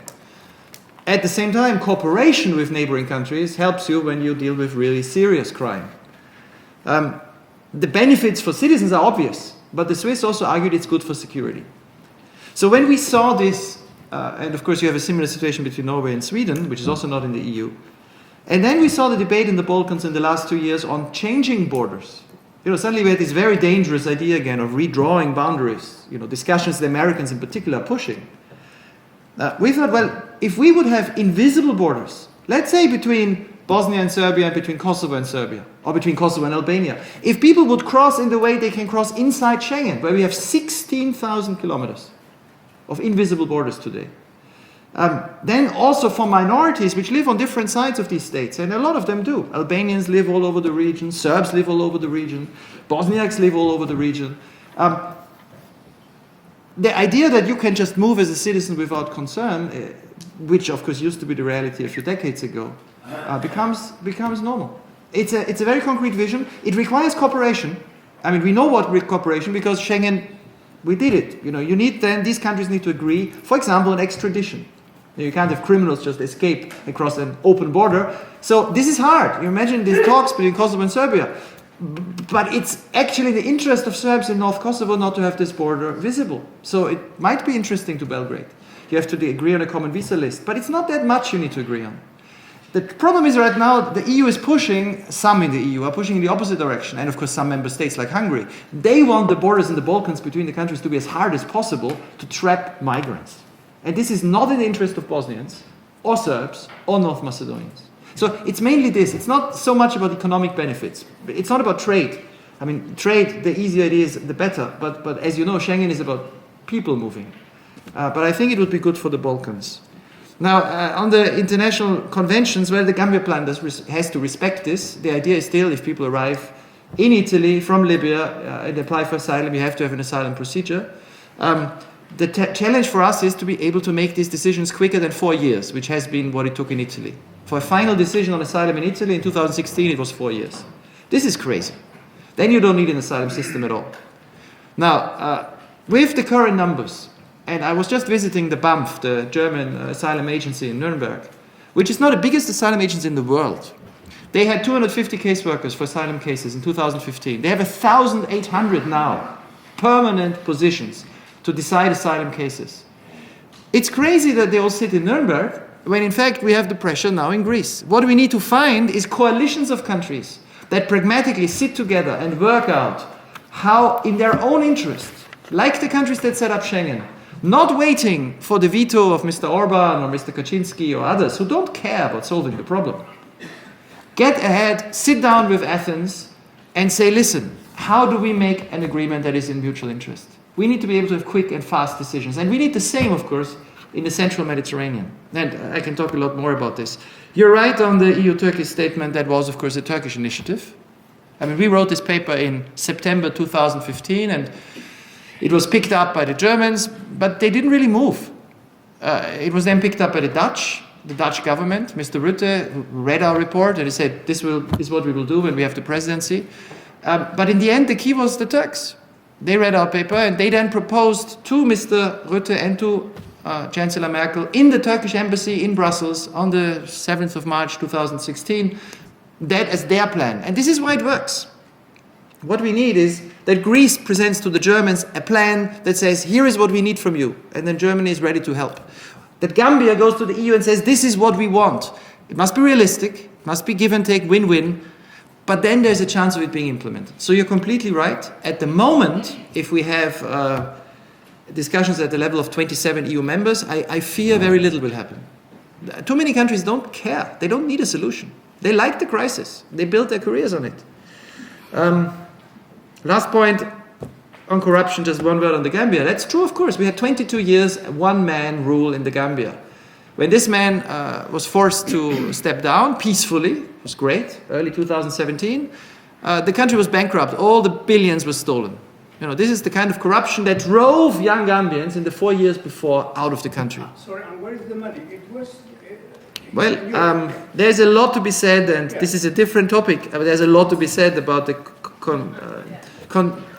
collusion of Western interests with money laundering from Moldova and Russia to South America and Africa. And one result is, of course, that young people in the Gambia, at the end of this dictatorship, the last few years, just said, it's hopeless, I risk slavery in Libya to get to Europe. Would you like maybe to add maybe also on the East and West Africa comparison is still open, and then also maybe on the corruption and migration?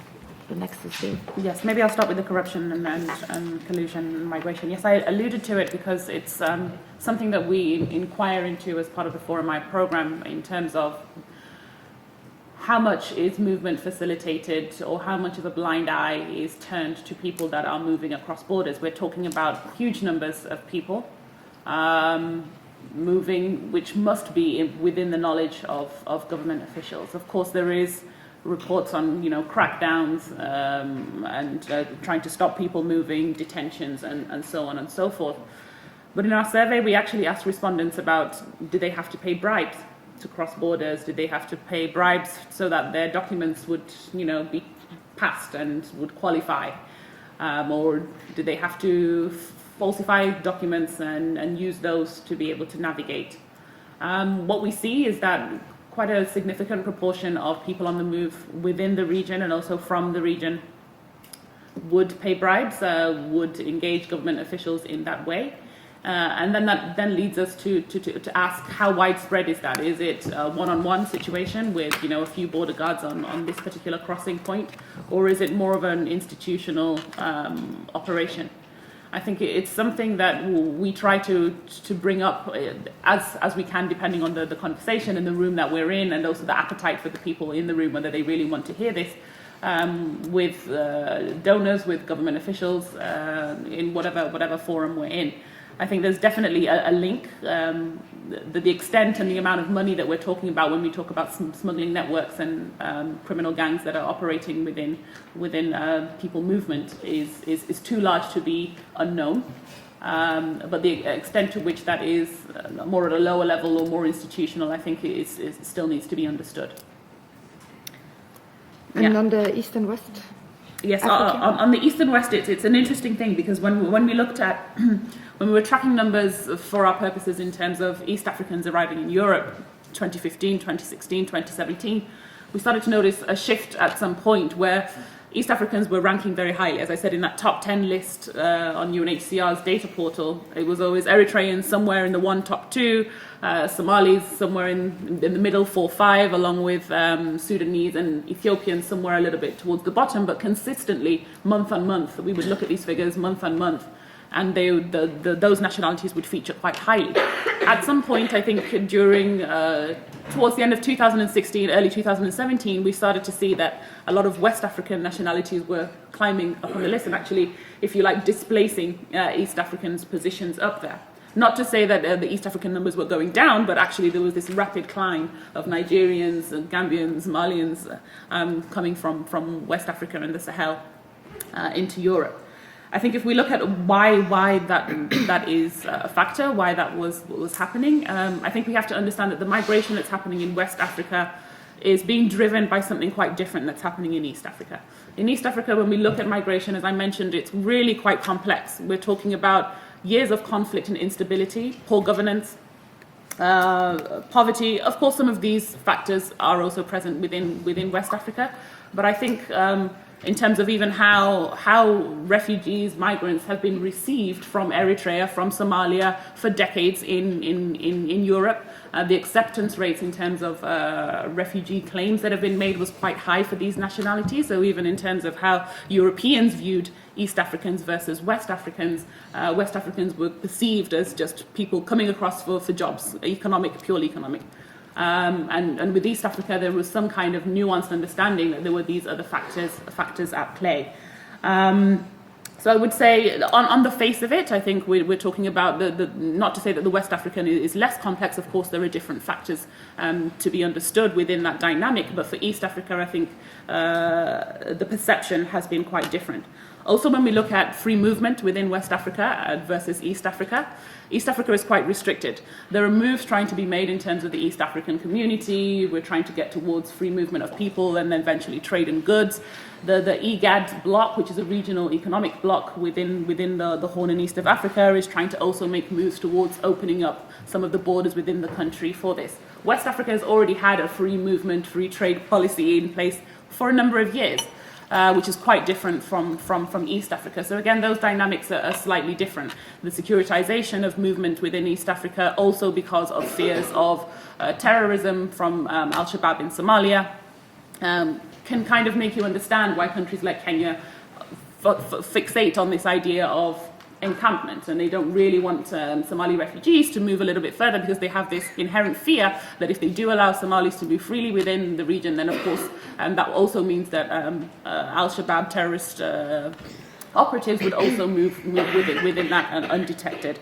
So I think that there is a little bit of a difference, but as I said, with the East Africans, a lot of them are getting trapped along the way, in Sudan being pushed back at that point, or also in Libya, highly disproportionately represented in detention facilities almost entirely.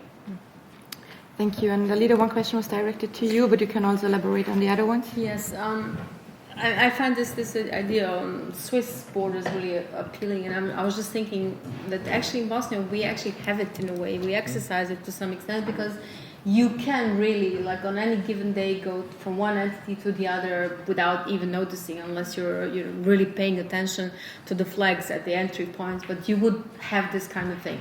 I'm not sure what incentives would the region have at the moment, because I just returned from the region, and if anything, borders are being strengthened, and there is this discussion about security being pushed towards the borders even more, especially from the Croatian side. But I think it would make sense, and it would give it would ease in a way relax the situation in the Western Balkans. As for the doctors, if I understood right, Austrians are training German doctors but getting money for it. Wanting to get money for it. Yes, that's interesting. I wasn't aware of that. But I mean, it's what you have mentioned, it does exist to some extent. There are training programs, but there are also language centers, and they're mushrooming. This is another industry that has really resurfaced in the countries on the Western Balkans. If you go to any portal in the Western Balkans, you will find an advertisement that is being sponsored all the time, says "Made in Germany." And you click on it, and you get a bunch of different possibilities. And you get, from language centers in Mostar to, I don't know, some training courses elsewhere, with one sole purpose of getting people to Germany. Now, the point is how to also get them back in some shape and form. And for that, you would have to have a large scale, like European mobility, if you will, that is going to reflect also on the Western Balkans. One thing that we have discussed is this concept of basically, once getting into the European Union, that would be portability of benefits will be clear, but because Western Balkans is nowhere near, one would have to come up with a way to scale up some of the specialized institutions, some of the, having clarity and transparency about benefits that people can have in terms of pension system, social system, in order to go back and forth. At the moment, it doesn't really happen because they just leave and they normally stay, like 90% of them stay. So this is not the thing. As for diaspora, the diaspora is interesting because it's we actually don't know much about our diaspora. There are ongoing discussions at the moment, but only in infancy phase, how much academics we have out there, what they do, what are the research topics they're dealing with, how many engineers, how many IT experts, how many doctors, how many this and that. In order to actually seriously discuss diaspora, one would have to map it out. One would really have to know what we're talking about here in terms of numbers, in terms of their skills, in terms of their connections, in terms of their placements, and then start thinking about how to connect with this. I wouldn't underestimate the potential of diaspora, because people that have left the region, every morning they open up first like portals in their own language, and they read the news, and sometimes even know the news even before the people that are living in the country, because they live in a different zone. They're angry at their politicians, they're angry at their governments, but they're not angry at their friends and their families. And that should be, I think, capitalized in some way. And at the moment, it is not happening. And of course, it's challenging. And on one hand, as a politician in the Western Balkan, you lose people. You're aware that you're losing people. But those you would want to attract would actually challenge you in many different ways. So it's a very tricky formula also for the political elites in the Western Balkans. Thank you. If somebody has still an urgent question, there are still two... Okay, we have one there. He was already before. Sorry, I cannot take all. And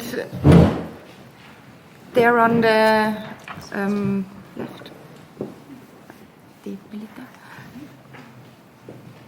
And then we take the one there in the back. And I think with 3 we have to leave it. I'm very sorry, but time is already. Congratulations to the proposal of Mr. Knaus. I hope he can succeed. The only thing, blaming Orban is easy for us, but there's not much difference to our Chancellor.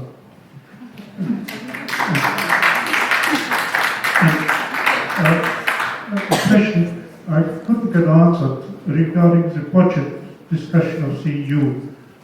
On Tuesday there was a discussion about it in the European House. How much money is dedicated of the European budget to help of refugees or aid for the originating countries? Because yesterday you made it clear that our Chancellor said we pay a lot to the European budget, which goes to the migration service. Do you have any figure on that? Thank you. And there, yeah.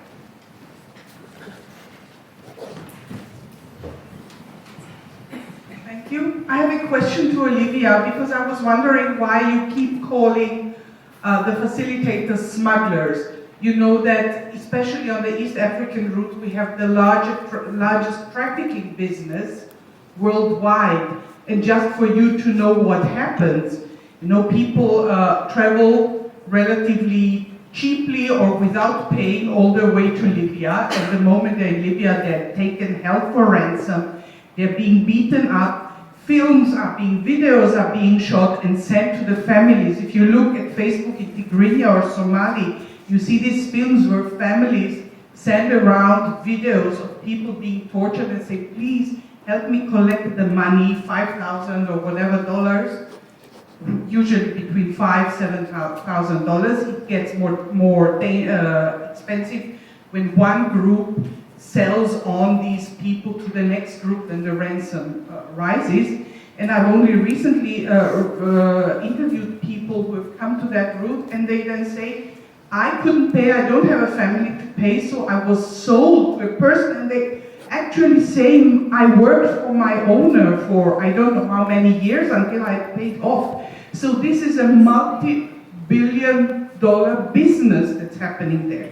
In the Balkans, we also see now a change from smuggling, which is like a voluntary cooperation, to trafficking. So people, and you see them with the naked eye, you walk through the camps in Montenegro and Bosnia, and you see them with the naked eye. They go there and they say, if you can't pay now, because people are depleted of their funds, if you can't pay now, I'll help you to get somewhere in Western Europe, and then you will pay that off. So we are looking at bonded labor here, and I wonder why this one aspect is not really part of the migration debate. And I would just like to thank Gerald Knaus for what he said, because what we see now in the migration debate is that it's not the European migration debate, be it from the utopian or from the dystopian side, is not there to solve problems. They always speak to their own constituency, but and we have like an old couple discussing, exchanging the same arguments year after year and not leading to solution. So I'm happy that you are trying to initiate a fact-based discourse here. Thank you. And the last question there, way in the back. Yes.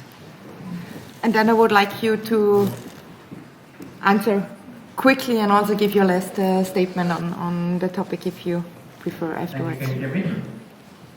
My name is Jan van Ekstad. I work for the United Nations, but I'm here in my private capacity. I'm actually visiting my children who are in school in here. And I would like to share a few observations since I've been working the last 9 years in the Western Balkans about Gerald's plan. The role of the European states in regard to the different states in the Balkans is more than problematic, I would say, in my state. And I can give you 2 examples which are quite obvious. Kosovo is not a member of the United Nations, it's not universally recognized as a state. It's recognized by a certain number of states. 5 states of the 27 European states do not recognized in the country. This encourages, of course, Serbia to increase its efforts of pressure, deregulation of Kosovo. This encourages separation. This does not encourage cooperating much more. Second example, one of the few positive developments we've seen over the last years in the Western Balkans was North Macedonia. North Macedonia managed to settle its conflict with Greece. Largely a symbolic conflict about identity, nationalism, and covering a dysfunctional government in North Macedonia, which was, in the end, anonymously by the United States and by the European Union accused of massive corruption, massive violation of human rights. This government has been ousted, and since a year and a half, Macedonia managed to restart the dialogue with the European Union, restart the dialogue with NATO, become sort of a few steps closer to integration. Where is, maybe I have to tell a little bit more about it. It was the European Union and the Americans together who asked the government to institute a special prosecutor on corruption.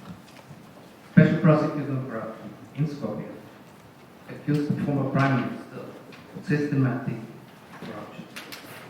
Where is this man now? Probably not. He's a political refugee.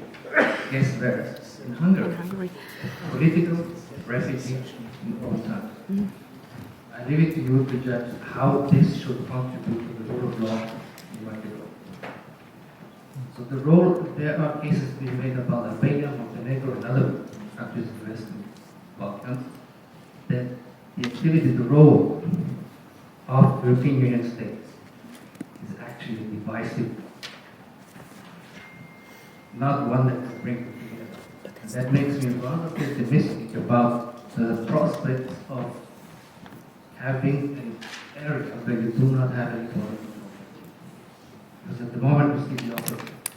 Kosovo has 100% tax on every good coming from Serbia. Albania and Kosovo seem to be finding more common terms on economic exchange, but it is in terms of numbers not relevant. So I just wanted to share this observation. It's my personal view, it's not the education. Yeah. Thank you very much. So maybe we start from left to right.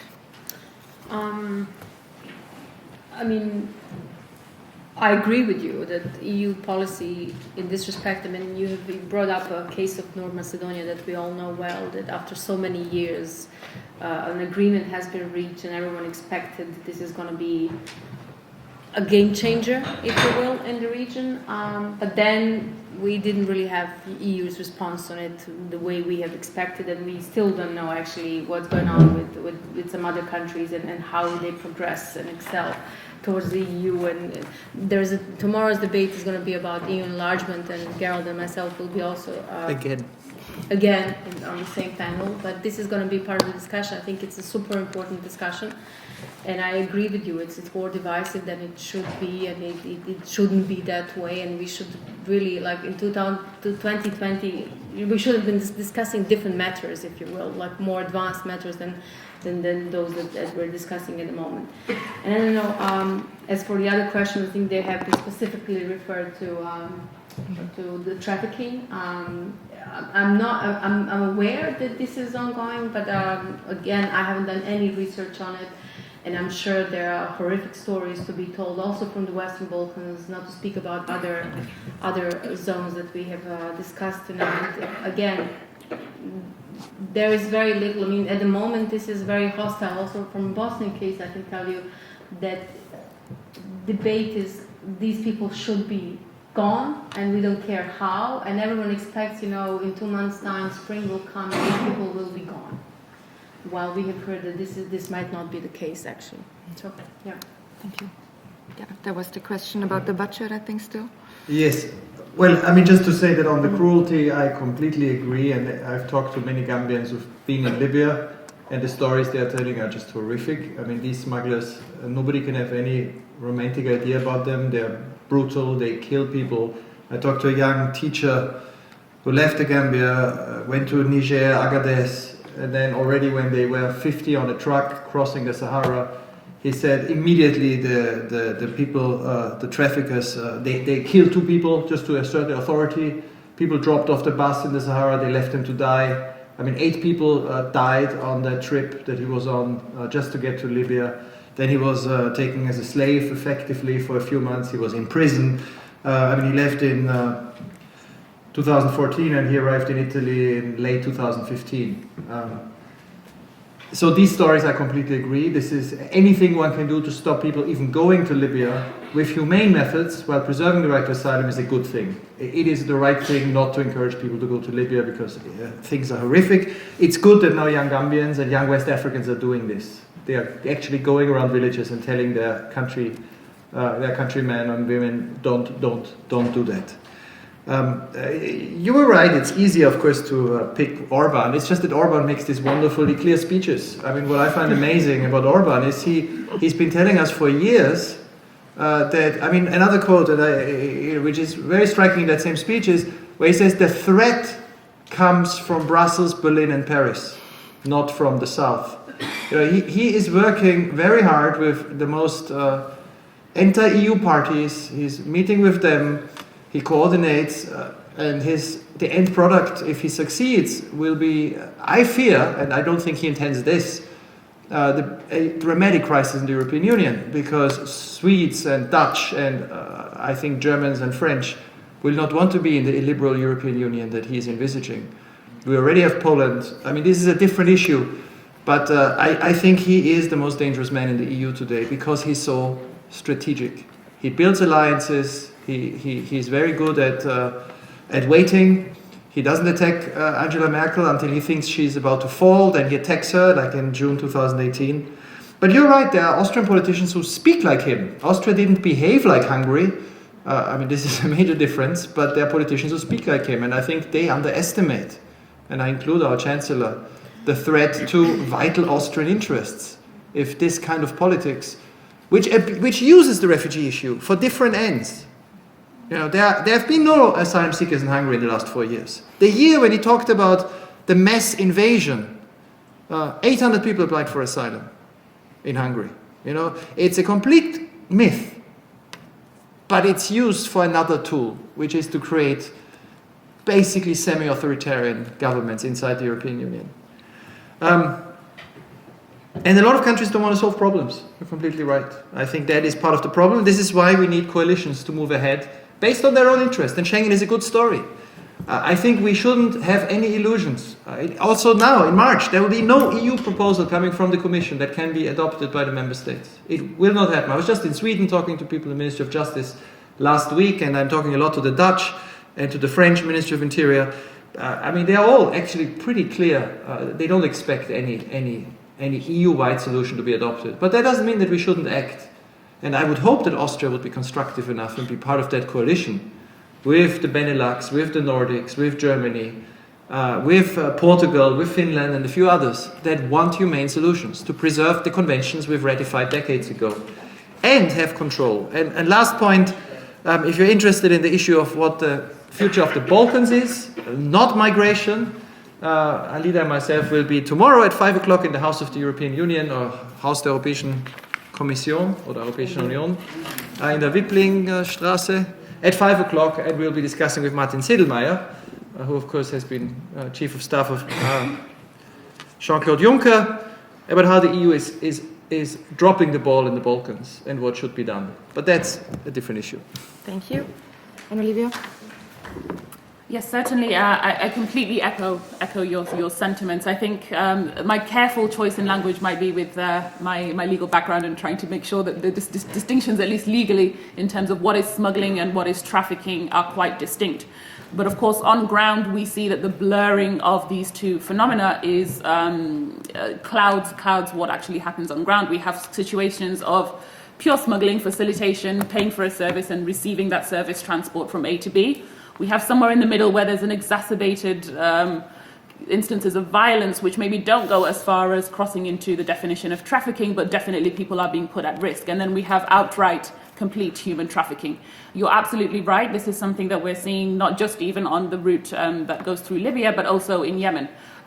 Ethiopian arrivals that land on the shore of Yemen and hoping to transit through immediately get kidnapped and held in dens for weeks to be extorted. This is also something we've seen historically with Eritreans when the route through Egypt to Israel was still open.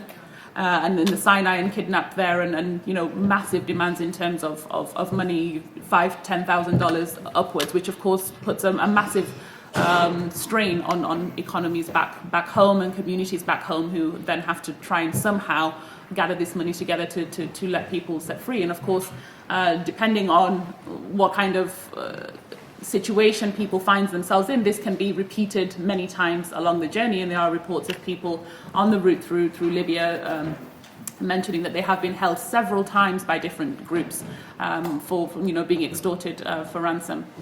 So I think I definitely wouldn't concur with the points that you made there. I think then that leaves us to say then there's an obligation on states who are very aware that this is happening within their territories to crack down on this. I think there's not been enough advocacy and pushing on states to really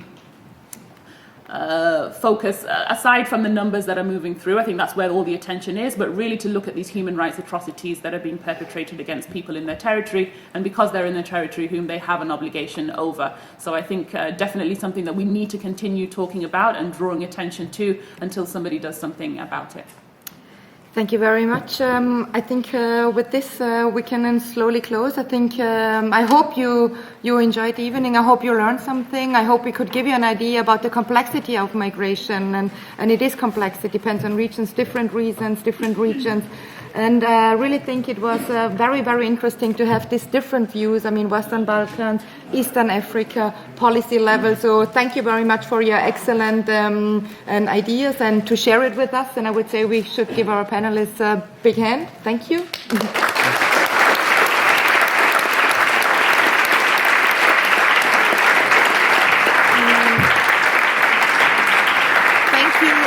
Thank you also for coming, for joining us tonight. And I would also like to give you to very, very shortly tell you about the next event of our cooperation partner, the VIDC, on 5th of March, dealing with Islamic feminism and social struggles in the Arabic world. You can get more information outside.